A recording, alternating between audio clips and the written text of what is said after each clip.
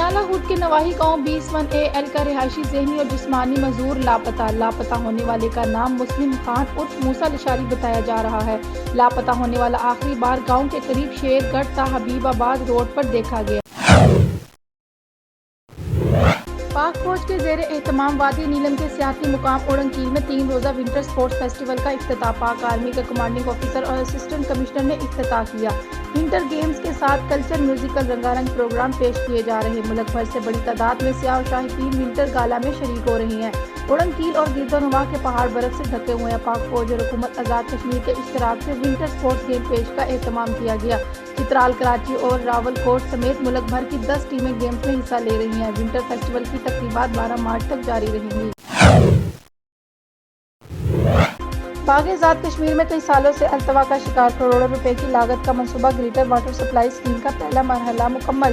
پانی filter plants تک پہنچا دیا گیا۔ پانی صاف ترسیل کا آغاز کر دیا گیا۔ ملک طاہر مظفر کی بطور ایکس محکمہ پبلک ہیلتھ کی باغ تعیناتی کے بعد اس مردہ منصوبے میں پھر سے جان پڑی۔ ملک طاہر مظفر نے ذاتی دلچسپی لے کر اس پر پھر سے کام شروع کر دیا۔ اس کا پہلا فیز مکمل کر لیا گیا۔ خواجہ رتنوی نے ماہلدارہ تک لائن کی تصنیف کر دی گئی۔ ٹریٹمنٹ پلانٹ تک پانی پہنچا دیا گیا اور پانی کی کوالٹی بھی چیک کی گئی۔ اب باغ کے شہریوں کو پینے کا صاف پانی مہیا کیا گیا۔